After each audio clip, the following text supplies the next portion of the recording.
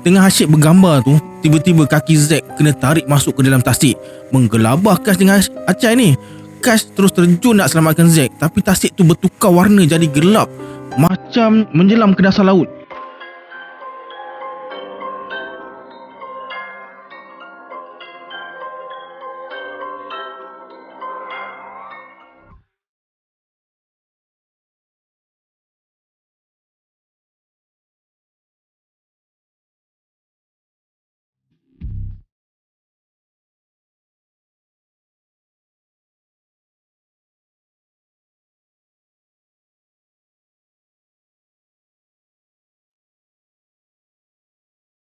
A'udzubillahiminasyaitonirrajim. Bismillahirrahmanirrahim. Assalamualaikum semua, kembali lagi bersama saya Syarul. Baiklah, dalam video kali ini saya akan kongsikan part kelima kisah daripada arwah Kash yang matanya tak berhijab. Malam ni saya akan kongsikan 4 kisah daripada arwah. Bagi yang terlepas part-part sebelum ni, boleh klik link dekat description box di bawah. Oh ya, siapa yang nak join grup Telegram saya letakkan link dekat bawah juga. Bagi yang belum subscribe, sila subscribe sekarang dan tekan notification bell sekali. Sebelum saya mulakan, jom kita baca selawat dulu. Sallallahu Rabbuna ala nuril mubin Ahmad al-Mustafa Sayyidil Mursalin.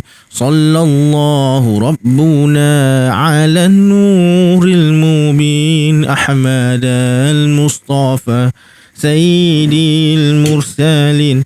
Sallallahu Rabbuna ala nuril mubin Ahmad al-Mustafa Sayyidil Mursalin. Okey, ni nak bagi tahu disebabkan saya terlepas 2 kali video premier yang lepas-lepas, saya rela didenda dan saya ada buat pool dalam grup Telegram saya, dan undian tertinggi ialah makan ramen sambil bercerita. Jadi dalam video ni saya akan tunaikan. Jom kita masukkan perencah ramen dulu.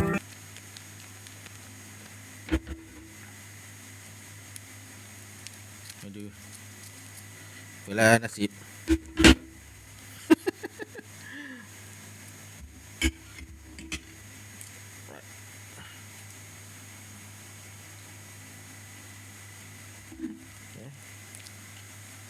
Baik.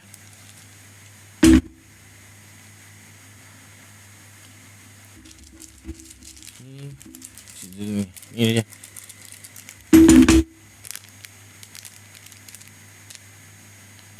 Wow, apa benda pula ni? Ni bijan ke? Hantam. Kita gaul dulu. Kita kasih gaul dulu. Macam mana rasa? Saya makan, lepas tu saya stop, saya bercerita. Lepas tu saya makan balik, saya stop, saya bercerita.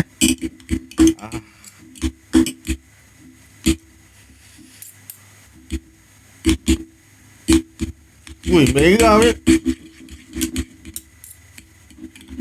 Nah, merah. Apa cerita dia? Apa ke rasanya? Allah, macam tak nak makan Tapi saya ni jenis tak tahan pedas. Memang nak jarang makan benda ni. Tengok pun dah geri dah. Bismillahirrahmanirrahim. Mari kita letak ni dulu. Standby gula tau. Dengan air air sekali. Bismillah. Ini tepat Bismillahirrahmanirrahim. Suapan yang pertama. Bismillah.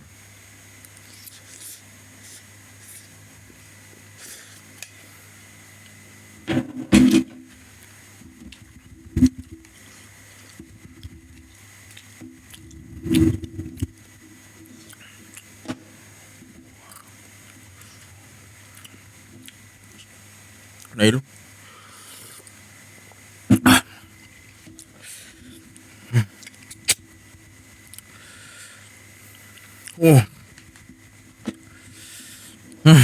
Baiklah. tanpa membuang masa lagi, jom, let's jump to Rabak Seram.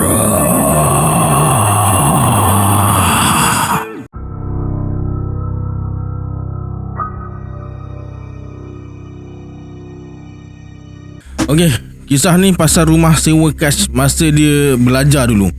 Rela kerja part time untuk bayar sewa rumah daripada duduk dalam kampus. Sem 3, Kash keluar dari kampus. Dia ajak Mio, Kamal dan Z sekali. Mula-mula sewa 4 orang je sebab Kash ni jenis yang tak berapa selesa bila duduk serumah dengan orang yang tak kenal. Lepas beberapa bulan Z ajak member dia nama Adha. Mula-mula Kash tak tahu yang Adha ni akan jadi housemate mereka. Z tak bincang pun. Kecil jugalah hati, tapi budak Adha tu okey. Dia duduk dengan Z satu bilik, bilik tengah. Rumah sewa ni ada 3 bilik, 2 tandas. Master bedroom ada tandas lah. Master bedroom ni dekat dengan ruang tamu. Satu dekat tengah berhadapan dengan tandas dan satu lagi dekat dapur. Belakang tu mereka letak lah mesin basuh dan tempat sidai pakaian. Bilik dekat dapur tu kecil je, macam bilik store. Kash duduk bilik tu lah.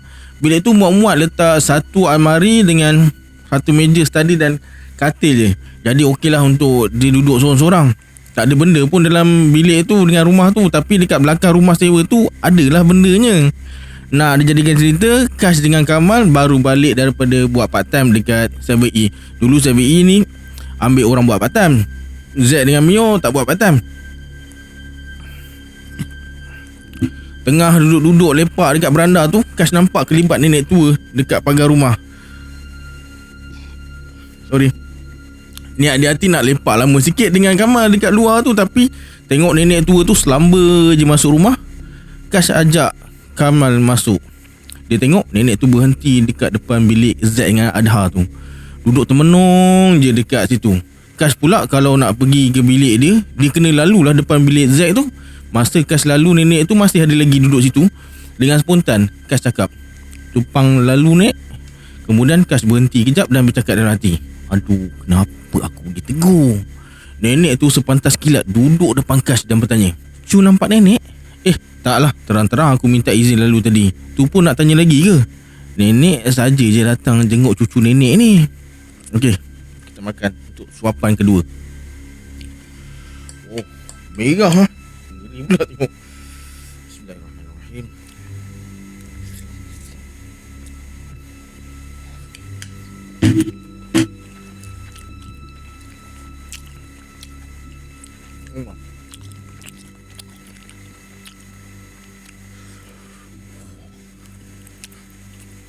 Air pejam mata weh. Dah. Nak.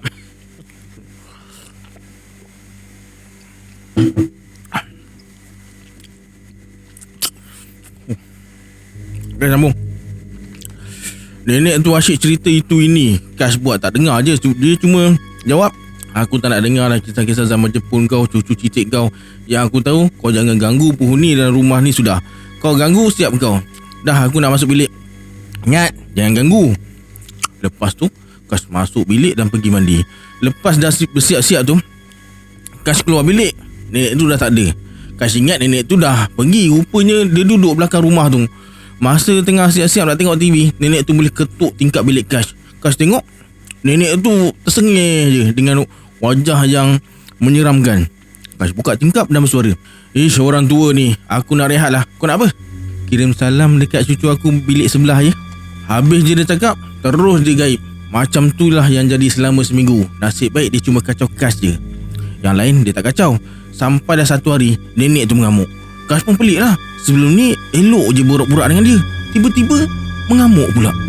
Masa tu Kash tengah lepak dekat kedai makan. Z telefon cakap Adha histeria. Cepat-cepat Kash balik.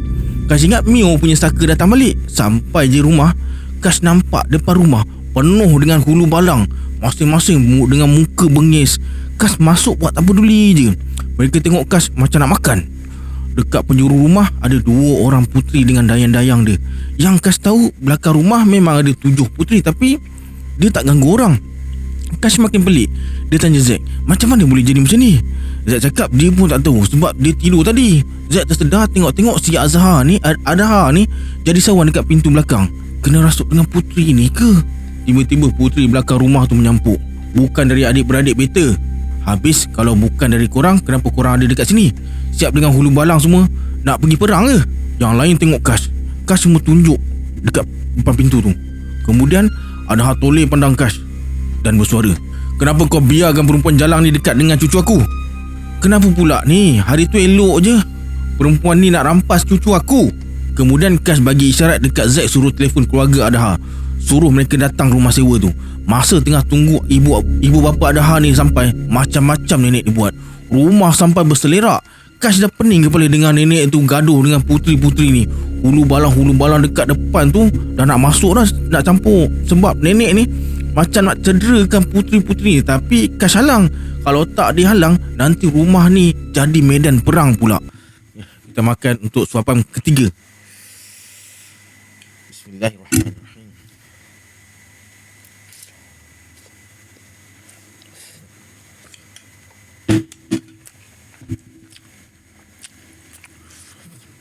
Oh, tangkap pala. Pedas.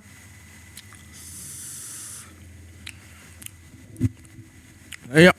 Bismillahirrahmanirrahim.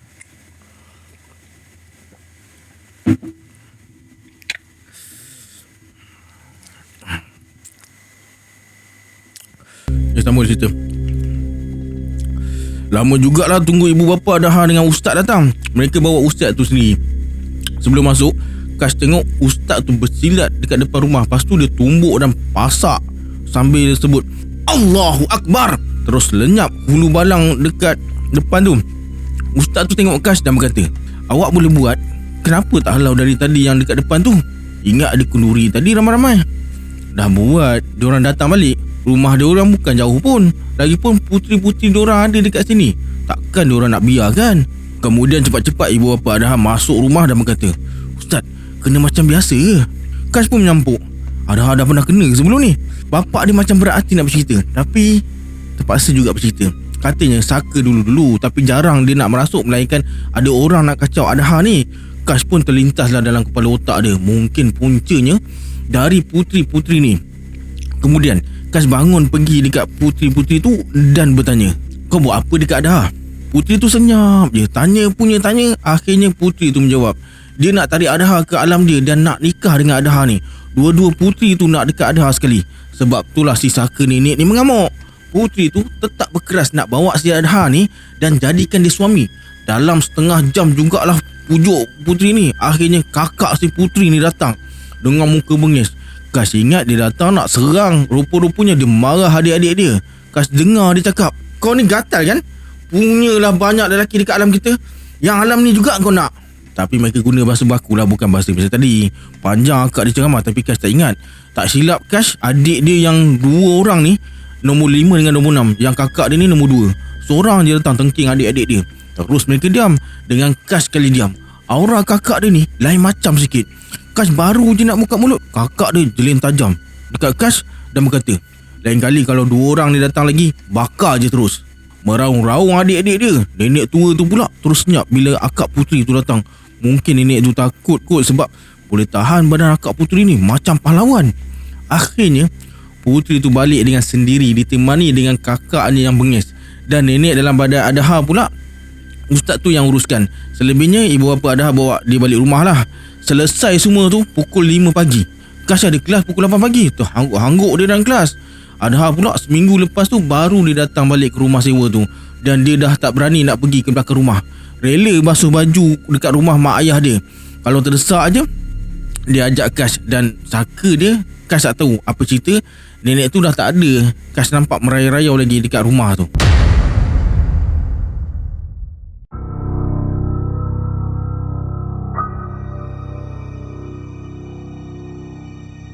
Okey, sebelum kita mula kisah ke-17, makan suapan ke-5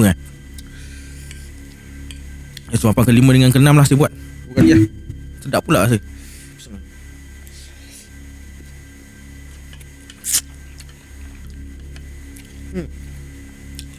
Nampak?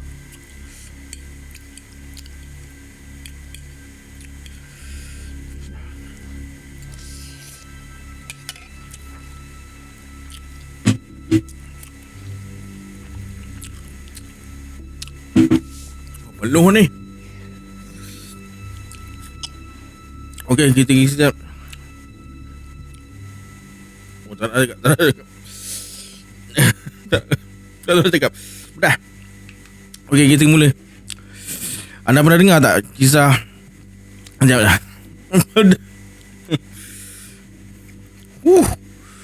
Dia makan dua memang pedas gila.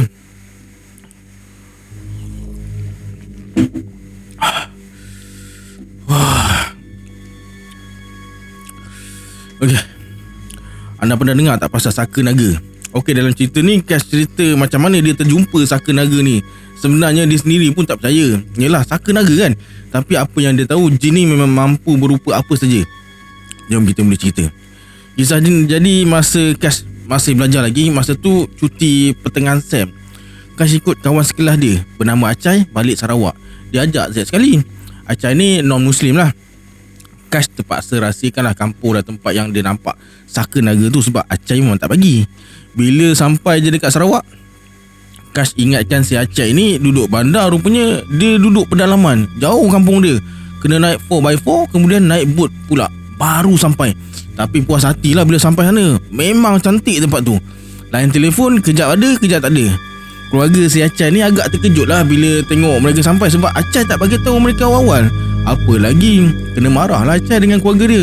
Bukan sebab bawa Cash dengan Z, tapi sebab mereka tak sediakan tempat untuk orang Muslim. Yelah, anjing semua yang ada yang naik atas, jadi tak bersih untuk mereka solat dan tidur. Bapak si Acai ni minta maaf sebab kena tunggu mereka kemaskan bilik khas untuk mereka berdua ni. Bapak dia cakap jarang Acai bawa kawan Muslim datang rumah. Terharu Cash dengan layanan mereka. Makanan pun mereka masak guna periuk asing. Cash cuma panggil bapak Acai ni pakcik je. Seharian mereka berborak-borak tu dengan pakcik. Tiba-tiba pakcik ajak pergi sungai besok paginya. Mereka pun setujulah. Dah lama Cash tak ke sungai. Pagi tu mereka bangun, sarapan dah siap. Lepas sarapan mereka bertolak lah. Mereka pergi 6 orang, termasuk pak saudara dia, pak saudara Acai ni lah, Pak Ki dengan Pak Tua. Pak Tua ni Cash kurang sikit lah dengan dia sebab dia macam tak suka Cash. Cash jalan perlahan pun dia kena marah.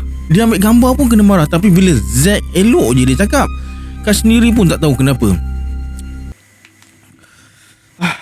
Makan suapan. Sambung lagi kau suapan ke 7 ke 8 tak? Nak kasi habis cepat.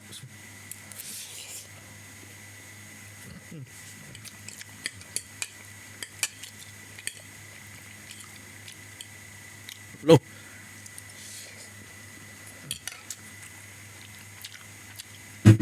Mana lah dia orang makan belah-belah. Boleh cari buih ni.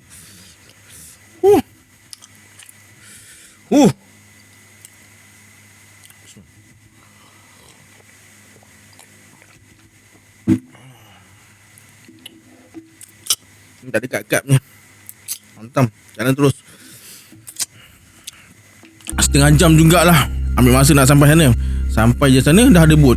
Cash ingatkan dah sampai lah. Rupanya kena naik bot untuk ke tempat lain.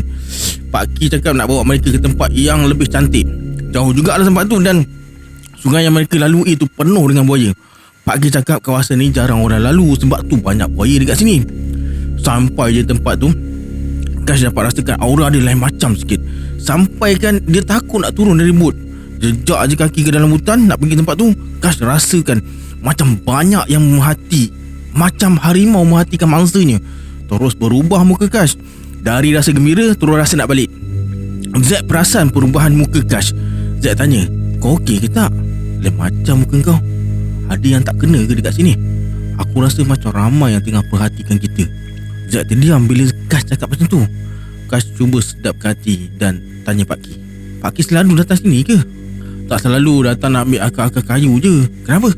Tak ada apa, lawa tempat ni. Dalam hati ni, Allah aja tahu betapa takutnya Cash masa tu.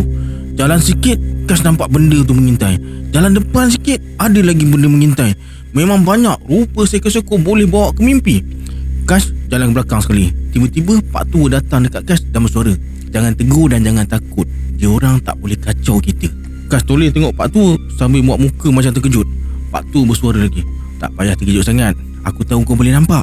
Cash cuma tersengih je. Rupanya Pak Tua okey je, cuma agak garang dengan Cash sebab dia cakap muka Cash ni sama dengan mendiang anak dia yang nakal dulu. Tengah asyik berborak sambil jalan dengan pak tua tu, akhirnya mereka sampai dekat satu tasik. Nak kata besar, tak adalah besar sangat. Dekat tengah-tengah hutan ada tasik cantik sangat. Tasik dia berwarna kebiruan nak kehijauan sampai nampak dasar dia. Dan macam biasa, tasik secantik ni dah tentu ada penjaganya. Penjaganya hulu balang besar-besar, tinggi-tinggi.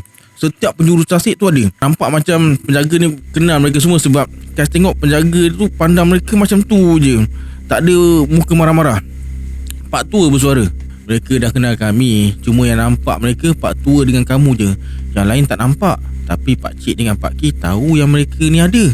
Kas cuma mengangguk dan tunduk kepala menandakan dia nampak penjaga tu. Dekat tasik tu ada jambatan kayu kecil. Kas, Acai dengan Zack lepak situ sambil bergambar, manakala pak cik, pak ki dan pak tua masuk hutan cari akar-akar herba. Mereka macam percayakan Kas untuk jaga Acai dengan Zack ni. Tengah asyik bergambar tu, tiba-tiba kaki Zack kena tarik masuk ke dalam tasik, menggelabah Kas dengan Acai ni.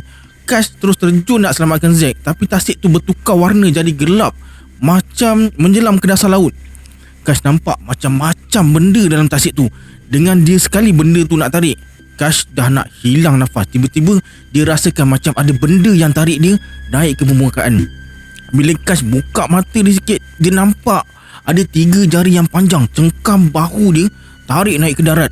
Sampai je ke darat, Kas terus buka mata dia seluas yang mungkin untuk tengok benda apa yang selamatkan dia tadi. Kas nampak benda tu macam naga. Kepala dia macam crocodile skin, warna silver. Benda tu toleh ke arah Kas sekilas, kemudian terus hilang. Kas tergamam dan terkejut, sebab pertama kali dia nampak jelmaan macam tu. Sampaikan Kas terfikir kalau benda tu serang dia, nak baca surah apa agaknya. Kemudian Kas cari Zack. Zack ada dekat sebelah dengan keadaan dia tak sedarkan diri. Nasib baik masih bernyawa, kalau tak macam mana nak menjawab dengan keluarga dia nanti. Masa Kas tengah kejutkan Zack tu, Acai, pak cik, pak ki dan pak tu datang dan terus bawa mereka balik. Mereka minta maaf sebab tinggalkan Kas, Zack dengan Acai dekat situ. Kas tak cerita lagi pasal benda yang dia nampak tu. Selang 2 hari baru dia buka cerita. Dah mulut Kas bagi tahu pak cik lah pasal benda yang berupa naga tu, dan muka pak cik nampak tak terkejut pun. Yang dia terkejut bila Kas cakap Kas ni boleh nampak makhluk halus. Masa ni lah baru pak cik buka cerita pasal benda tu, sebab mula-mula dia hanya cakap Kas salah nampak je. Rupanya benda tu pak tua punya. Pak tua suruh benda tu jaga mereka dekat situ, memandangkan pak tua letak dia dekat situ untuk jadikan tempat tinggal dia. Hulu balang dekat situ pun tak usik mereka, sebab hulu balang tu orang bawahan saka naga tu juga. Kas terkejut bila pak cik cakap saka tu saka naga. Pak cik cakap zaman sekarang susah nak dapat saka ni, sebab menggunakan ilmu yang sangat kuno. Orang-orang tertentu je mampu ada saka ni. Lepas kejadian tu, Kas teringin juga nak tengok sekali lagi dan minta izin nak pergi ke tasik tu, tapi tak dibenarkan sebab saka tu cakap dengan pak tua lah yang dia tak nak orang lain masuk lagi ke kawasan tu kecuali keluarga pak tua ni. Pak tua cakap saka dia tak suka orang yang boleh nampak dia, dan saka tu bukanlah sepenuhnya milik pak tua, sebab saka tu jenis yang tak kisah ada tuan atau tak. Dan itulah pertama dan terakhir Kas jumpa saka yang unik tu, iaitu saka naga.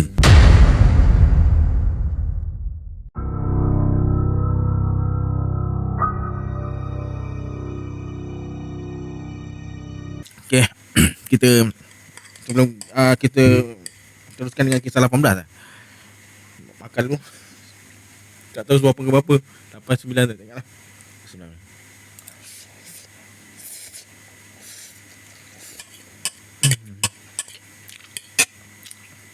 Oi, memang pedas. Oh.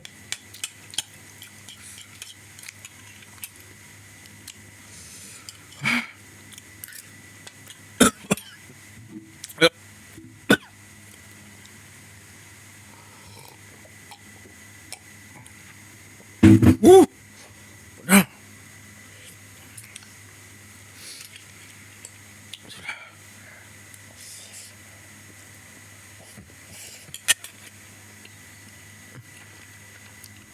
Sikit lagi.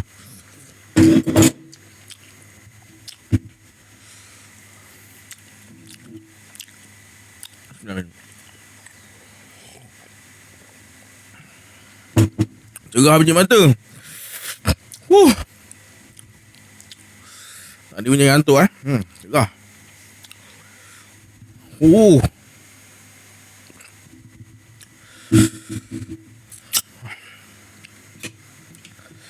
Allah, makan gula sikit. Bismillah.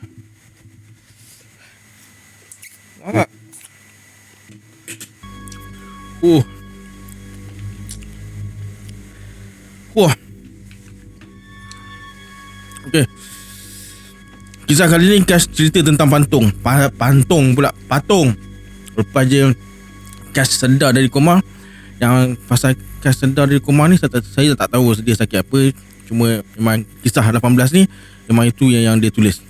Lepas sedar daripada koma tu, keluarga dia ada buat makan-makan dan solat berjemaah sikit untuk keluarga terdekat je.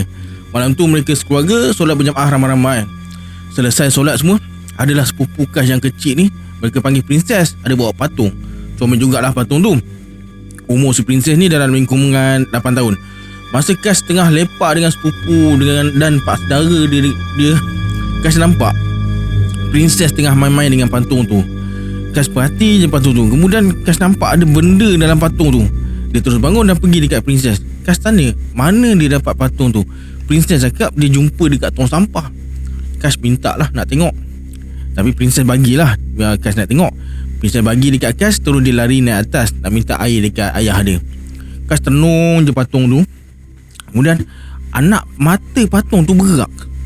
Terus Kash bawa masuk kereta kejap, pakai earphone, buat-buat macam dia tengah on call. Tak adalah orang lain nampak dia tak adalah orang lain takut tengok Kash bercakap dengan patung tu. Kash terus panggil benda tu keluar, tapi senyap je. Dah. Kash paksa dia keluar juga. Akhirnya benda tu keluar dan duduk dekat seat sebelah dia. Jin budak je, tapi dia nampak macam takut-takut je. Kash pun bertanya, kenapa kau masuk dalam patung ni? Aku takut. Benarkah aku tinggal dalam patung ni? Bagi aku sebab kenapa? Aku tengah bersembunyi dari satu jin yang nak bunuh aku. Tolonglah sebelum dia jumpa aku. Bukan boleh percaya kau ni. Padahal kau nak berkawan dengan budak perempuan tu kan? Tak, aku betul-betul tengah bersembunyi. Aku tak mampu nak lawan dia. Dia kuat. Lama jugalah Kash bercakap dengan dia. Tiba-tiba princess ketuk tingkap kereta dengan muka yang marah. Dia nak balik patung tu. Kash buat perjanjian dengan jin budak tu. Kash benarkan jin tu duduk dalam patung, tapi jangan kacau sepupu dan Kash akan cari tempat barulah untuk dia. Jin budak tu pun masuk balik dalam patung tu. Kash keluar je dari kereta, terus kena marah dengan princess.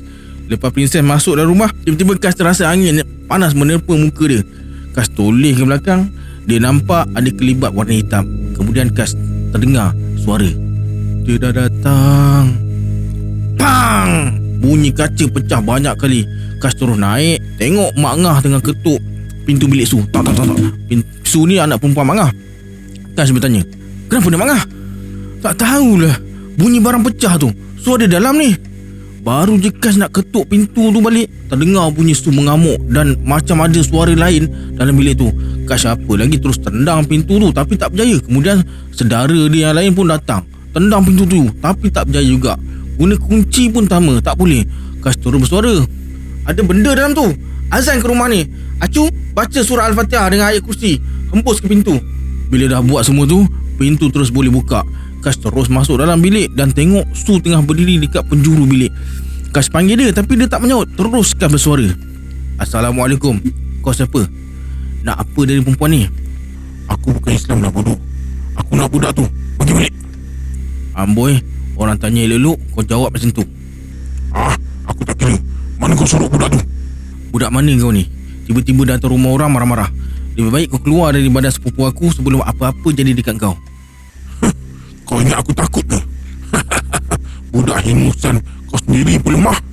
Memang betul masa tu badan Kash tengah lemah. Sebab yalah baru je sedar dari koma dan Kash takut penyakit dia datang balik. Sebab Kash tak sembuh sepenuhnya lagi. Lepas tu datang setan ni pula buat hal. Kash baru je nak berlawan, Pak Long dia segah jin tu. Woi setan, baik kau keluar daripada badan anak saudara aku sebelum aku bakar kau. Melampau ni. Orang dah cakap elok, kau buat main-main. Baik, aku akan keluar, tapi aku nak budak tu. Kau nak mampus? Tu anak saudara aku tu. Langkah mayat aku dulu. Bukan budak perempuan tu, tapi budak dalam patung tu. Kenapa kau nak sangat dengan budak tu? Adalah urusan aku dengan dia. Kau manusia tak perlu masuk campur.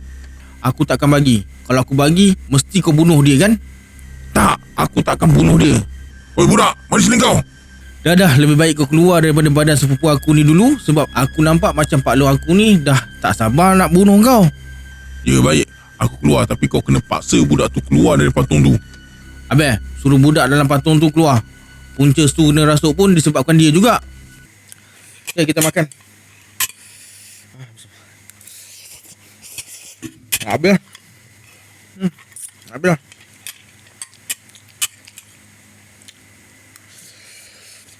Peluk-peluk.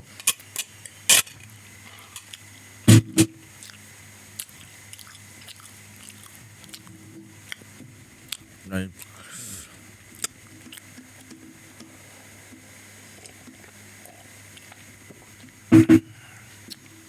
Okey, sambung.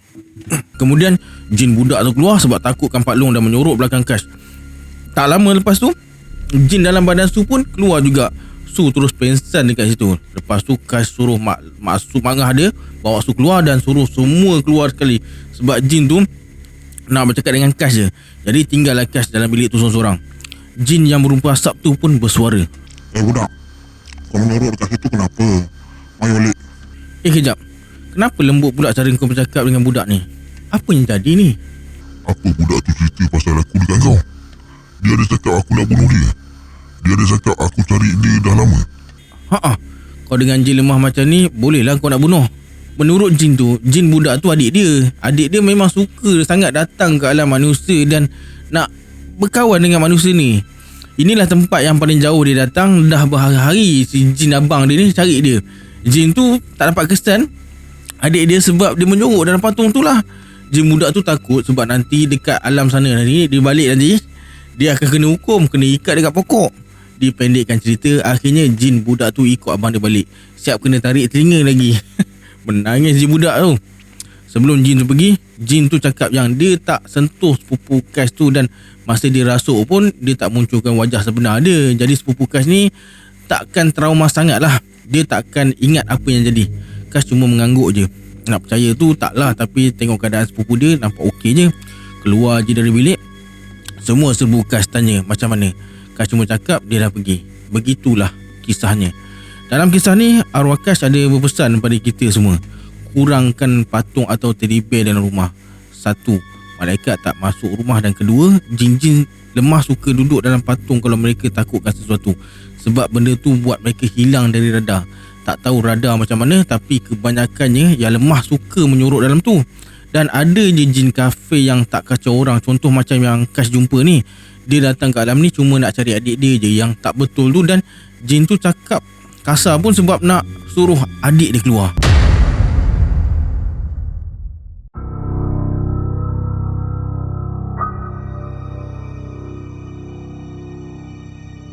Okey, kisah ke-19 kita habiskan lah. Makan habis dah. Sikit lagi.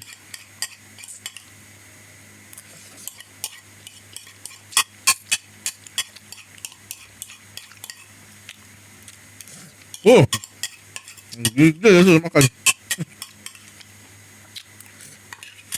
Dah.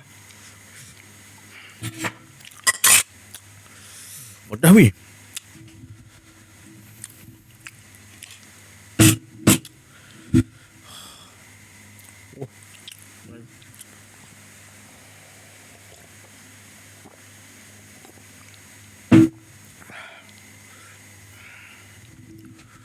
Loh.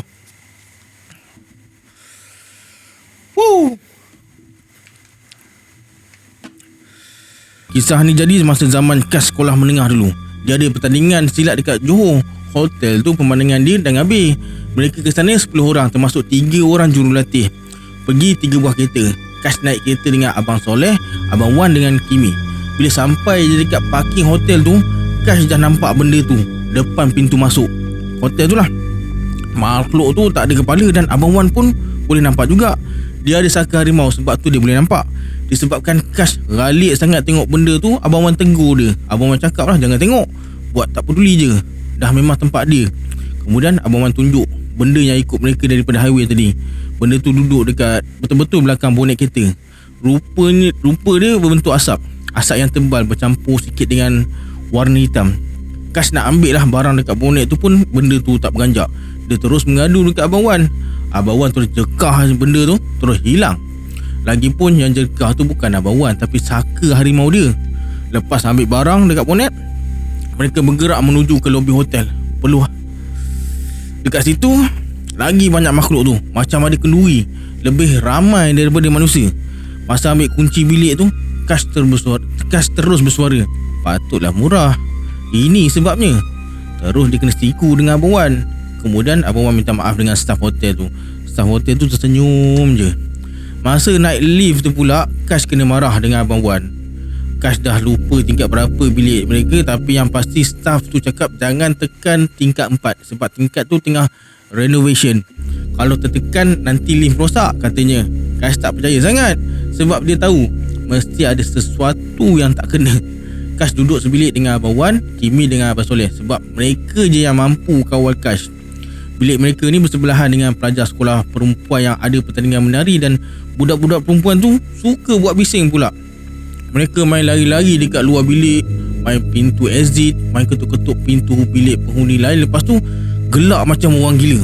Malam tu kebetulan Kas dengan Abang Wan pergi beli makanan. Mereka dah nak masuk bilik masa tu dalam pukul 12. Budak-budak perempuan tu tengah main pintu exit. Kas tak tahu kenapa mereka main cak-cak dengan pintu exit tu. Dia memang tak tahu. Masa mereka tengah ralik main-main pintu tu, Kas nampak kelibat dekat belakang pintu tu. Kas tengok, Abang Wan pandang je benda tu. Kas pun tegur lah mereka semua. Hoi, bising apa malam-malam buta ni? Suka hati kami lah. Sibuk kenapa? Mereka sambung main cak-cak balik. Baru je Kas nak buka mulut, Abang Wan tegur pula. Kita orang sibuk sebab kita orang nampak apa yang dekat belakang pintu tu. Baik korang stop. Korang dah kacau tempat dia ni. Terkejut Kas bila Abang Wan cakap macam tu sebab Abang Wan ni jenis yang tak suka takutkan orang lain. Tapi budak-budak perempuan tu boleh gelak pula. Abang Wan dah mula nak marah. Cepat-cepat Kas tenangkan dia sebab Kas tahu apa jadi kalau dia betul-betul marah. Diri dia akan dikontrol oleh saka harimau tu. Trauma nanti budak-budak tu kalau tengok. Ada budak perempuan seorang ni, nama dia Lisa. Itu yang kawan-kawan dia panggil. Lisa nampak perubahan muka Abang Wan. Dia tegur kawan-kawan dia suruh masuk bilik sebab dia takut tengok muka Abang Wan. Tapi kawan-kawan dia buat tak peduli, masih lagi main cak-cak. Sudahnya kawan dia, Mia, terkaku depan pintu. Mata menghadap je pintu yang terbuka luas tu. Kas pergi dekat sikit sebab kawan-kawan dia yang lain panggil Mia. Mia tak menyahut. Kas nampak ada lembaga hitam berbulu dengan lendir merah meleleh je. Gigi punyalah panjang. Betul-betul duduk depan Mia. Kas terus tarik dia ke belakang sebab benda tu macam nak cakar Mia. Mia tersedar, terus menjerit, histeria. Kebetulan pula tingkat tu bilik mereka je yang ada penghuni. Semua keluar bilik bila dengar Mia menjerit. Kas terus suruh budak-budak lain bawa Mia pergi ke bilik coach. Coach sebab mereka dah pagar bilik tu untuk keselamatan lah. Coach tarian tu nak panggil staff tapi Kas larang. Dia suruh masuk bilik masing-masing dan baca surah-surah yang mereka hafal. Abang Wan bersuara, aku tahu kau marah, tapi tolong jangan kacau diorang. Aku minta maaf bagi pihak diorang dan janji yang diorang tak akan ganggu kau lagi. Lembaga tu terus mendengus dan terus hilang. Nasib baik lembaga tu boleh bawa bincang.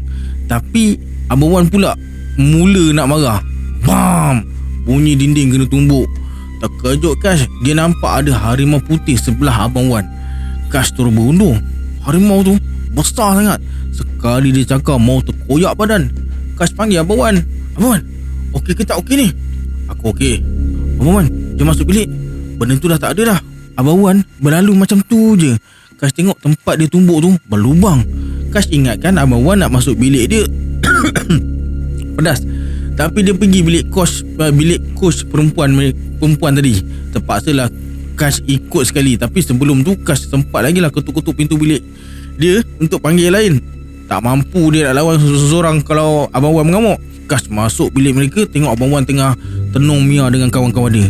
Kas panggil Abang Wan tapi dia tak menyahut. Budak-budak perempuan tu dah takut dah. Kas tengok harimau tu tengah keliling bilik. Kas pun tegur harimau tu, tak payah nak merayap dekat sini, baliklah. Benda tu dah tak ada. Kesian Abang Wan ni. Budak-budak tari tu tengok je Kas dengan kehairanan. Kas terus bercakap, tak payah tengok pelik macam tu. Aku dah cakap awal-awal lagi yang aku boleh nampak. Korang tak percaya.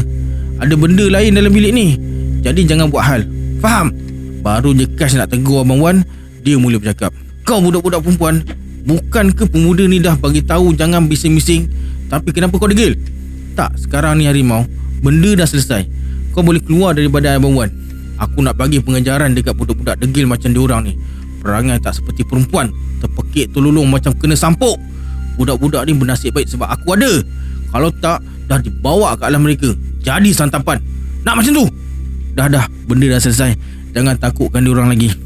Ingat ya, sekali lagi buat hal, aku biarkan kamu semua jadi santapan mereka." Abang Wan terus pingsan dan harimau tu lesap macam tu je. Kemudian Kash suruh budak-budak tu masuk bilik masing-masing. Tapi sebelum mereka tidur, Kash pergilah periksa dulu bilik mereka. Dan masa tu barulah Kash tahu yang budak-budak tari ni akan buat persembahan dalam pertandingan mereka nanti. Malam tu alhamdulillah tak ada gangguannya. Ada pun Abang Wan mengigau. Mungkin sebab harimau masuk dalam badan dia tadi kot. Pagi tu Abang Wan berbangun, tanya apa jadi dengan tangan dia sebab dia terasa pedih sangat. Mau tak pedih, tumbuk dinding batu kot. Kash cuma cakap harimau masuk dalam badan dia je. Pagi tu mereka semua turun nak pergi sarapan. Serempak pula dengan budak-budak tari tu. Muka mereka masih lagi trauma, tapi okey sikit lah daripada semalam. Abang Wan senyumlah dekat mereka, tapi mereka masih takut-takut lagi. Sebab masa harimau masuk dalam badan Abang Wan tu, nampak jelas muka Abang Wan bertukar sikit lah, jadi macam harimau dari segi mata dan taring Abang Wan. Dalam pukul 10 pagi mereka mulakan pertandingan. Alhamdulillah tim mereka layak ke peringkat seterusnya. Begitulah kisahnya. Alright, sampai sini video untuk malam ni. Bagi sesiapa yang ada cerita seram yang ingin dikongsikan, boleh hantarkan cerita anda ke alamat email di bawah. Jangan lupa like, komen dan share video ni. Kita berjumpa di video akan datang. Saya Syarul. Assalamualaikum. Adios. Woo. Oi setan, baik kau keluar dari badan anak saudara aku. Bukan budak perempuan tu, tapi bukan budak. Dah. Lebih baik kau keluar dari badan sepupu aku ni sebelum lebih baik kau keluar lebih baik kau keluar daripada badan sepupu ni. Tak lama kemudian jin dalam badan tu Kash naik dengan kereta dengan dah. Dah. Abang Wan terus pingsan dan harimau tu lesap macam tu je. Kemudian Kash suruh budak-budak tu masuk bilik-bilik Kash suruh budak-budak masuk bilik masing-masing. Tapi sebelum mereka masuk tidur tu, Kash pergi periksa dulu.